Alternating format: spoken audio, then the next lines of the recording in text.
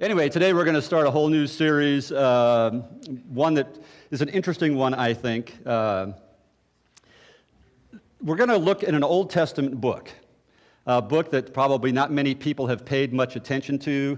It's an Old Testament book that sounds an awfully lot like when someone sneezes. It's the book of Habakkuk. Some say Habakkuk, but it is Habakkuk.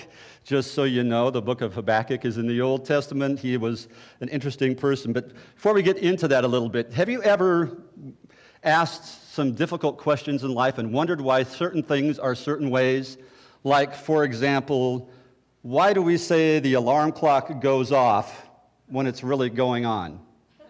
Why do we do that? I mean, just think about that. And why is it that we drive on a parkway, yet park on a driveway? Have you ever thought about those kind of things in life, those really difficult questions? Here's the one I don't really understand at all. Why do people say that I slept through the night like a baby? Have they never had children? Babies didn't sleep through the night.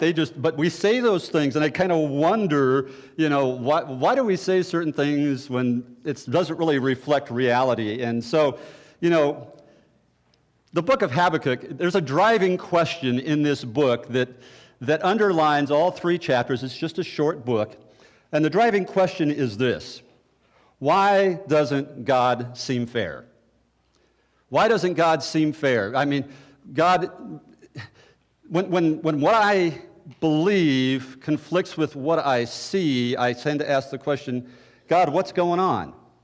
What is going on in life? And maybe you've asked that question before, and I would venture a guess that if you've been a Christian for any amount of time, or no matter where you are, you've probably asked the question, why are things seemingly so unfair at times? Why does that actually happen?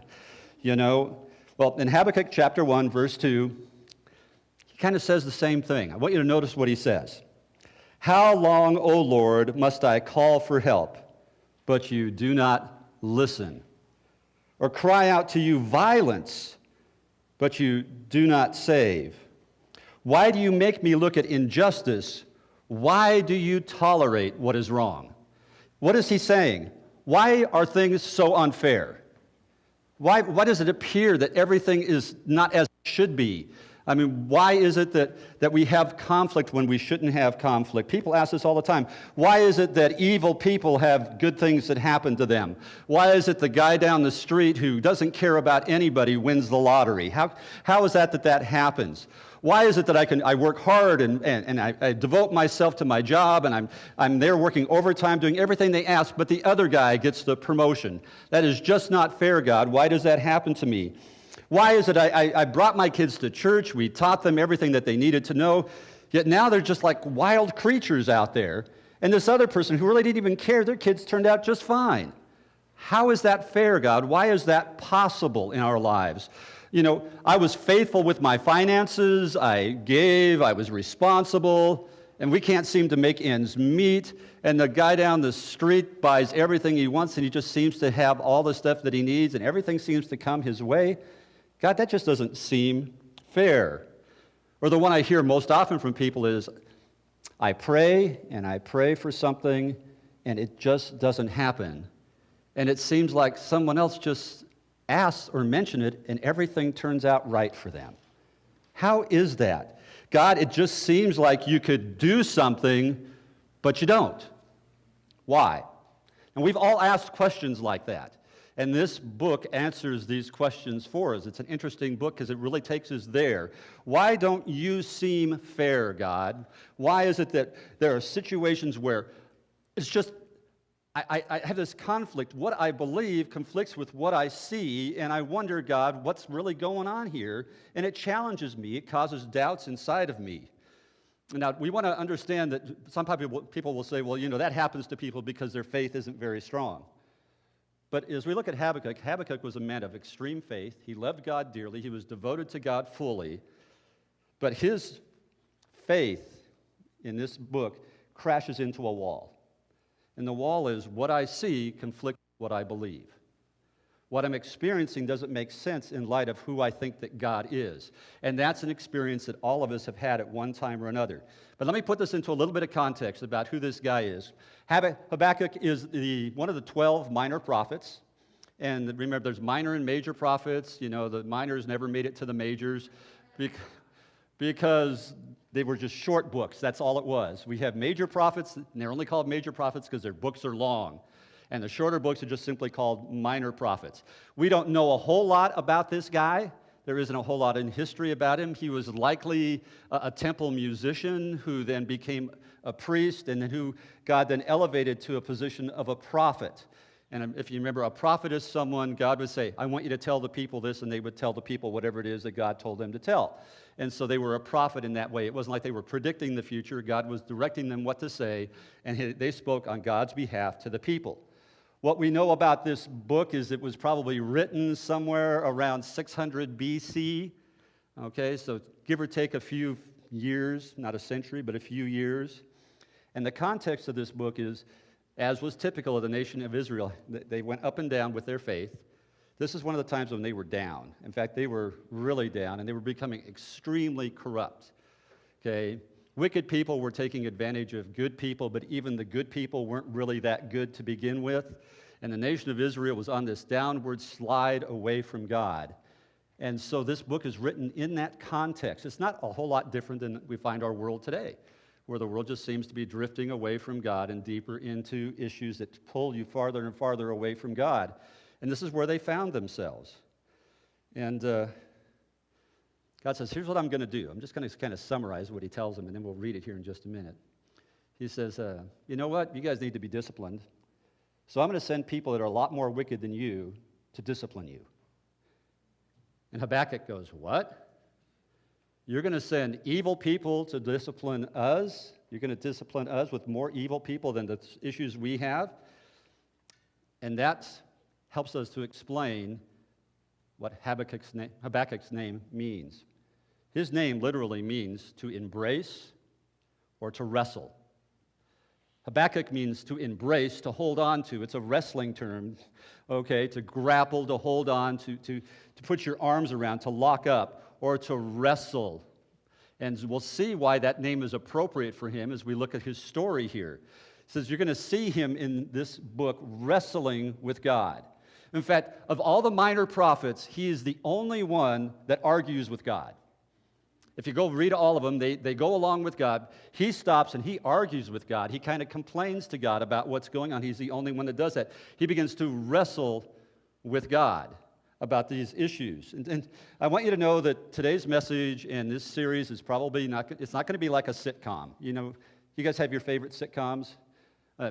Situation comedies you watch on TV. I mean, my wife and I have been very nostalgic as of late, and on the Roku channel, which I like on my Roku device, they have all these old sitcoms that I watched when I was a kid.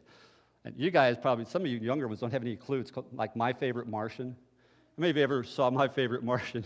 I loved that when I was growing up. We were watching The Flying Nun the other night. That was, anybody remember The Flying Nun? That's dating you if you remember The Flying Nun. If you brought it up more into modern times, there would be other shows. I mean, people love The Big Bang Theory. That's a situation comedy. Situation comedies all have the basic same premise. Here's how they work. There's a little bit of humor, right, at the very beginning. Then there's some kind of situation that creates tension. And a problem has to be solved, whether it's a relational problem, a job, whatever it is. There's some kind of tension.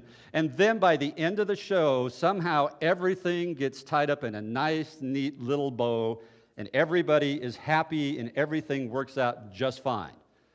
Okay? A lot of messages that are preached today to people are just like that. A little bit of humor, something that challenges you a little bit, but let's give you all these nice little neat things so that when you leave, you feel good about yourself, and you got handles on everything. And what I'm going to tell you is today, I am not going to give you that. This will not be tied up in a nice, neat little bow by the time we're finished today, because there's not a nice, neat little bow to tie up here. This is more like real life. There is tension, and there's a lot of unanswered questions. A lot of unanswered questions. Because when it comes to the issue is, God, are you really being fair? There are a lot of unanswered questions. There's a lot of things that go through our minds, but we still need to wrestle with it. So backing up to verse 1, here's what it says. It says, the oracle that Habakkuk the prophet received. Now, the oracle is the word masah, which literally means an utterance. It can mean a doom. It can mean a burden.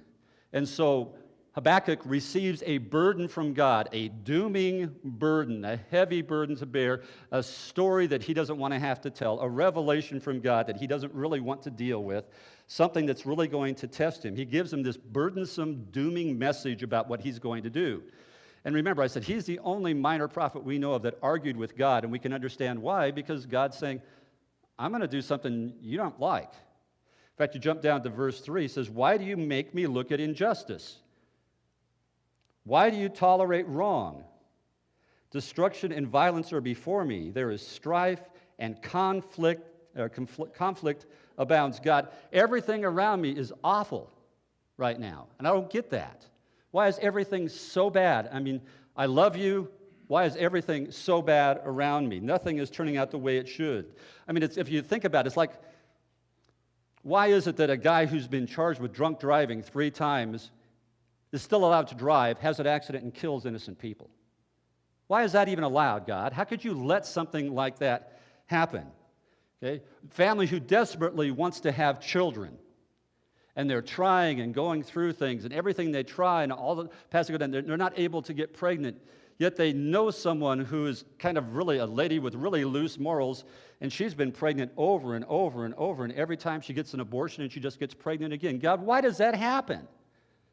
I don't understand those kinds of things. Those are the questions. And Habakkuk is dealing with that mindset. How does this stuff happen? How can all this stuff be happening around me? And he goes on to say in verse 4, therefore the law is paralyzed, and justice never prevails. It never prevails. The wicked hem in the righteous so that justice is perverted. Basically, he's saying, God, nothing is fair. Nothing's turning out fair. I don't understand this. Why is the law? Why in life the things seem to be that you don't even seem to be paying attention to what's going on around us? Life is just so unfair. Habakkuk has 3 problems with God as I see it. The first one is this. He's saying to God, you don't seem fair. You just simply don't seem fair. I can't see it, God. I love you, I believe in you, but what I see with my eyes, I'm having a hard time because you just don't seem fair. Secondly, you aren't doing much when you could. And don't we hear that a lot today? God, you could stop this, you could intervene, but you don't seem to be doing much. And then finally, what you are doing doesn't seem fair. You're allowing things to happen that just don't seem right. God, how can you allow these kind of things to happen in life? It just doesn't seem fair. Ever asked those questions? Ever felt guilty about asking questions like that of God? It's almost like you can't do that. You shouldn't do that. I mean, it's like if I question God, He's going to zap me, right?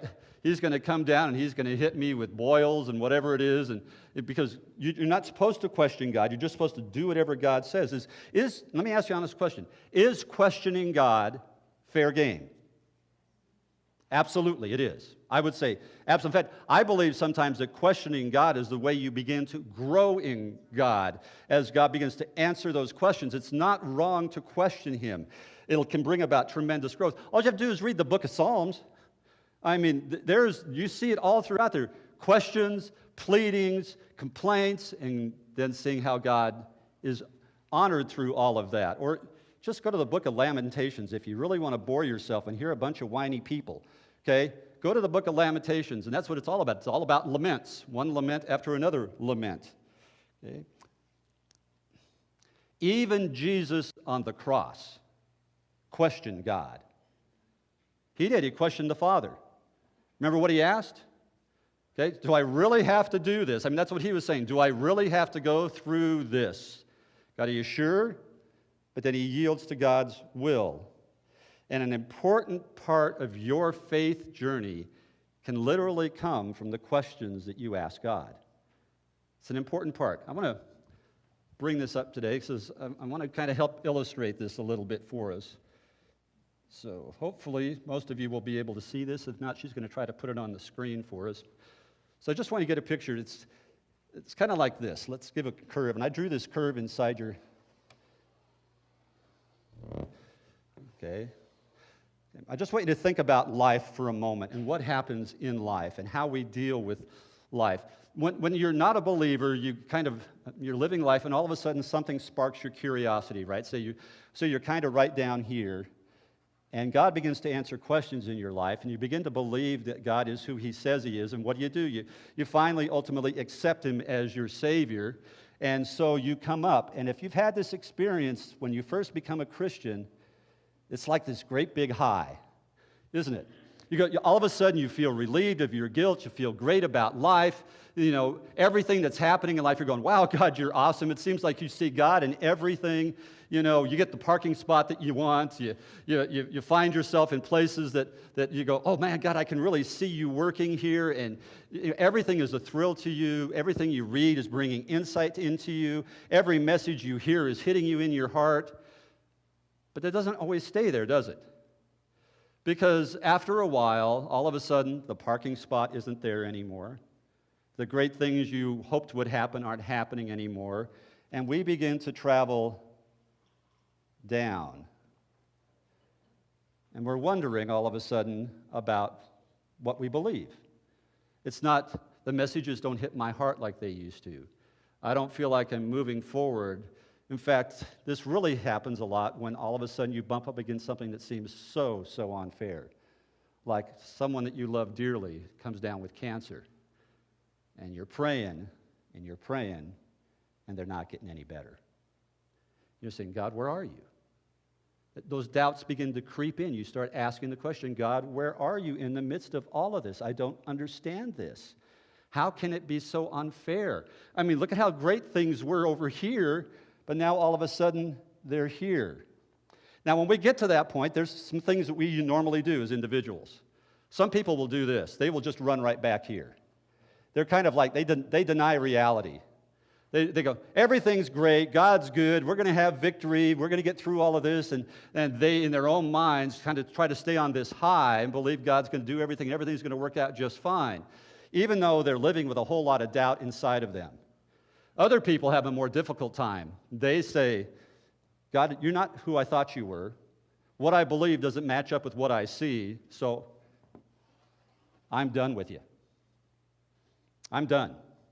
I don't want to do this anymore. I don't know how I ever was duped into believing this. God, you obviously aren't a God that really cares, because if you cared, you'd do something. You wouldn't allow all these injustices. I don't want anything to do with you anymore. And a lot of people find themselves there. And what Henry Blackaby, if you've ever read his material, he calls this a crisis of belief, if I can just put a C and a B. He calls that a crisis of belief. When we all of a sudden have to exist in this box filled with doubts.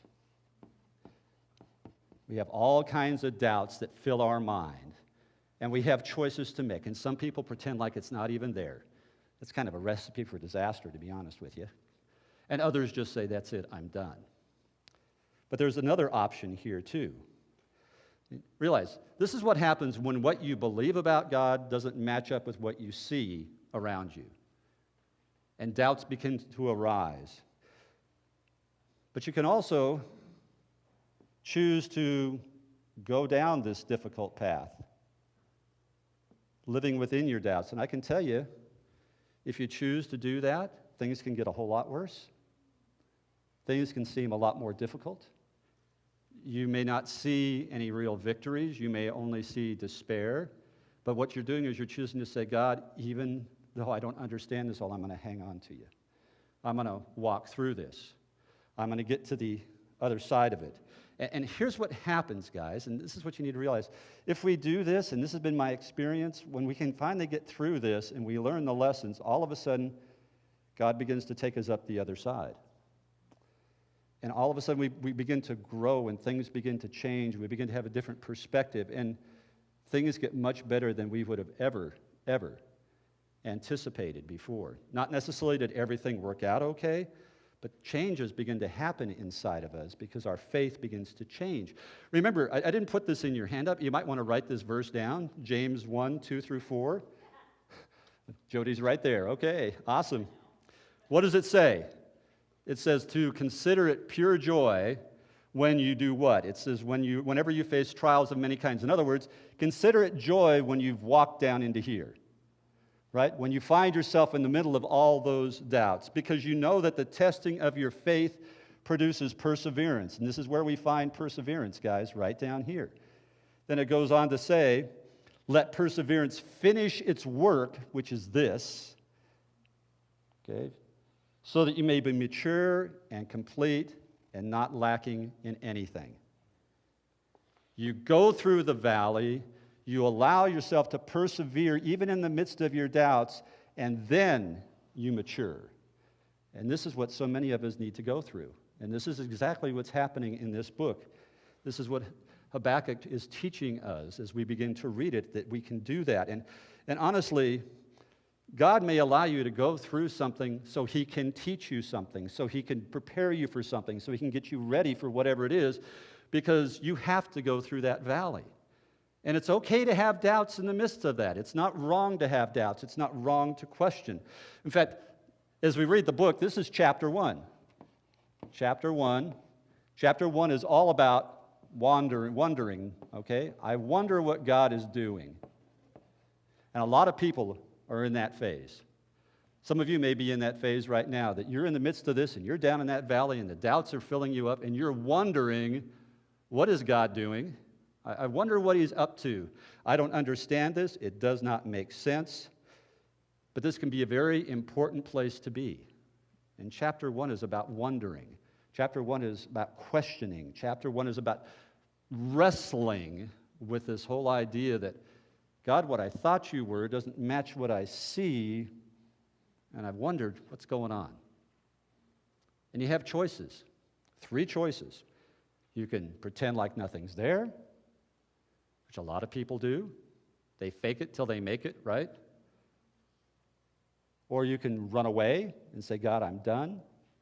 Or you can choose to go back and live in the valley and walk through the valley of the shadow of death, okay? Because God's with you in the midst of that valley. And God says, okay, let me respond to you. Habakkuk, I know how you feel. I know what you think. Let me tell you what I think. And here's what God says in verse 5 of that chapter. He says, look at the nations and watch, and be utterly amazed. For I'm going to do something in your days that you would not believe, even if you were told. Now that word utterly amazed, that word literally means a sudden, alarming amazement, an astonishment, a marvel. It's like, this is going to blow your mind. Not necessarily in a good way, because what He's going to do here is not what they expect, but it's going to shake them to their very core. Okay? Verse 6, I am raising up the Babylonians. The Babylonians were the bad guys of that day. Okay? They were hated.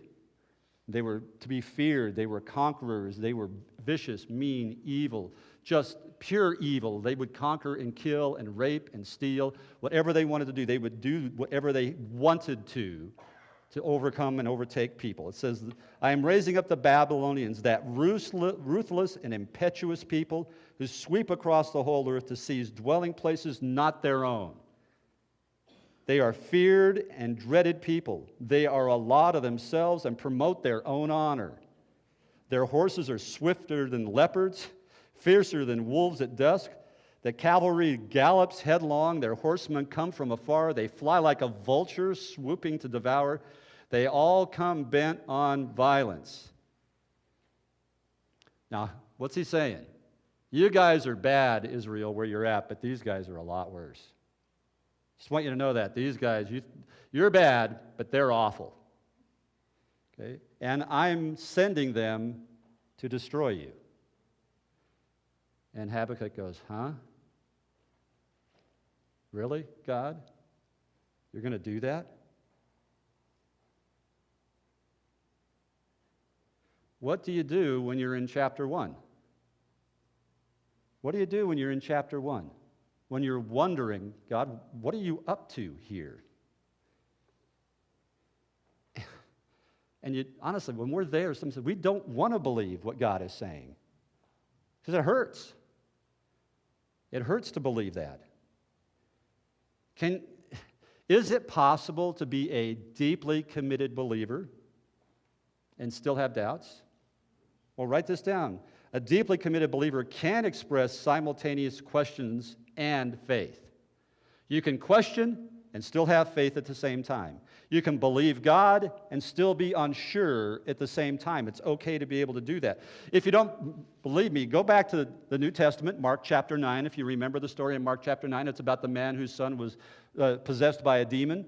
And he comes to Jesus and wants Jesus to heal his son. And he's left his son, and he comes to Jesus, and Jesus said, he goes, if you can heal him, and Jesus is like, who do you think you're talking to, man? Of course I can heal him. And the man's response was what? Lord, I believe, help me in my unbelief. God, I believe in you, but I still have doubts. God, I have questions, even though I trust in you. Okay? And his story is a great story because there he is in that valley, and God says, watch what I can do. And he takes him way up the other side and says, look at what I can do, because he heals his son even from a distance. And it's a great story that tells it's okay to have doubts. It's okay to wonder. It's okay to question. God doesn't get confused or challenged by the questions we have. It's okay to say, I believe. Help me in my unbelief. It's okay to live in this box for a while. It doesn't hurt to live in the box of doubts. You just keep moving forward. Continuing on in verse 12, notice what it says. O Lord, are you not from everlasting? My God, my Holy One, we will not die. That's a statement of faith. He's saying, God, I know who you are, and I believe, even though I'm struggling, and I know that we will not die. O Lord, you have appointed them to execute judgment. O Rock, you have ordained them to punish. Your eyes are too pure to look on evil. You cannot tolerate wrong. Why then do you tolerate the treacherous? Why are you silent while the wicked swallow up those more righteous than themselves? God, I know who you are. I know what you can do, and I believe we're not going to die, but why? Why are you doing this? You see the existence of faith and doubt at the same time? Faith in true questions. He's not saying it's an awful place to be. No, it's sometimes a wonderful place to be. Chapter 1 can be a time of extreme growth in your life when you begin to question and ask and let God begin to invade you with the truth of what's going on. And some of you are in chapter 1. I want you to notice something. Chapter 2 ain't much better. Okay?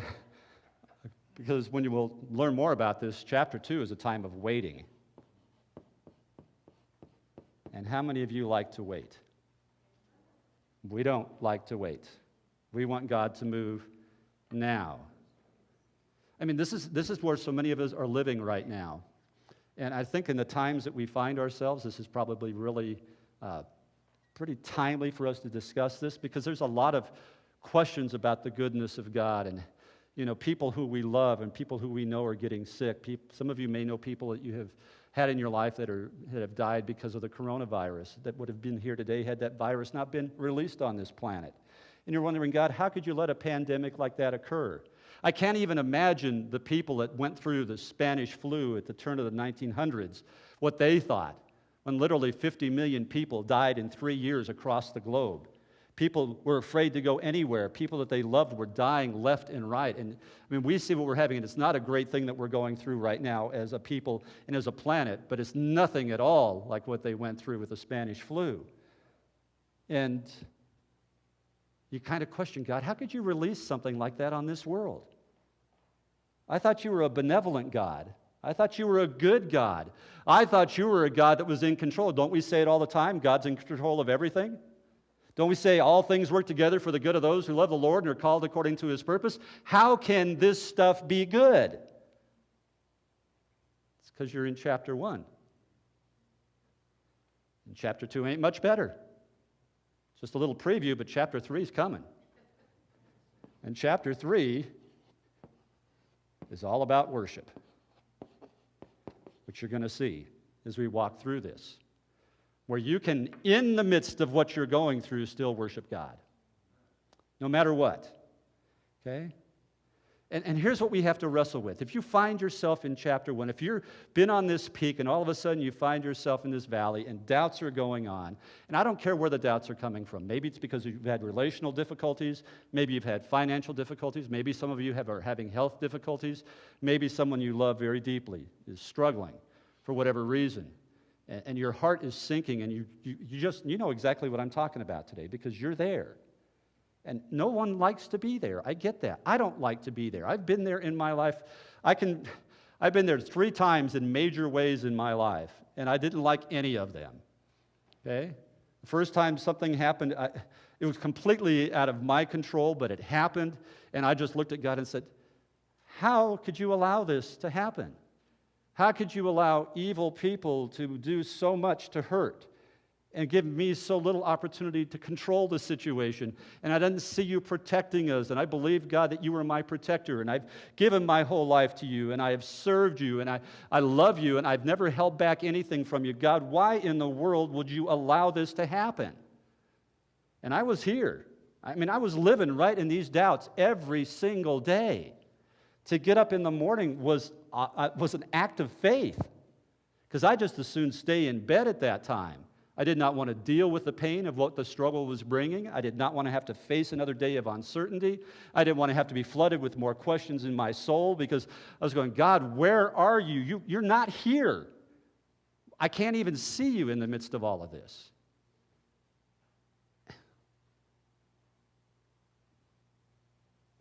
It was okay to be there, because I would never have learned this had I not been here. I had my choices. You too. I could have run back and pretended like it was all okay. And I love people that they present themselves as having this great amount of faith when I know their hearts are asking the same questions. And I know that they're setting themselves up for a fall because it's just going to be one more thing that comes and it's going to knock them off that platform. And then I've seen people just say, I'm done. Then I see people who say, it's okay. I'll live in the valley. I'll take it, God. I'll take it because I'm going to do what Habakkuk means. Okay? You're in chapter 1. And what do you do in chapter 1? You do what Habakkuk means. It means you embrace him. You put your arms around God. You hold on tight. You don't let go. You purpose in your heart. I believe, help me in my unbelief, God. I am not going to let go of you no matter what it looks like, no matter how I feel, no matter how difficult the situation is. God, I believe in you, and I'm going to embrace you. I'm going to grab you. I'm going to hold on to you, and I am not going to go. I'm not going anywhere. Why? Because you will never let go of me. He will never leave you or forsake you, Scripture tells us. He is not going to let go of you. So when you find yourself in chapter 1, wondering what's going on and why God is allowing you to go through this, the response that is truly the response you make is be Habakkuk. Embrace, because that's what that means. Hold on. Don't let go. Grip tight. Grip tight and ride out the storm. Okay? Go through those dark times. You don't have to understand it all. And I can guarantee you, in that time, there are a lot more questions than there are answers. And sometimes the answers you're getting aren't fun answers. Because the answers may be, there is no answer. Hang in there. Just hang in there. Because sometimes all you can do when you're in chapter 1 is simply embrace him. Hold on to him and don't let go. So I don't know where you guys are today, but I know that this is a lesson so many of us need to learn. Maybe you are in a chapter 1 place in your life right now. My only advice to you is, I wish I could tell you it's all going to be rosy in the end. I can't tell you that. I can't tell you that loved one that you're concerned about is going to make it. Can't do that. I can't say that something's not going to happen to you, or even if something does, you're going to come out the other side just fine. I'm not going to tell you that. I can't tell you that. I don't know answers to those questions. But I do know that you have some choices.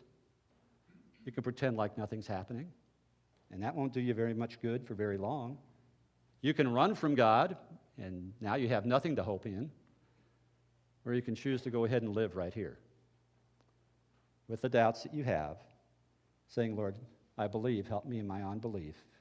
And you embrace, and you hold on, and you don't let go. And next week, don't miss it, because we're going to talk about chapter 2. And it's still going to leave you with a lot of questions. Because sometimes there are more questions than there are answers. And that's okay. Let's pray.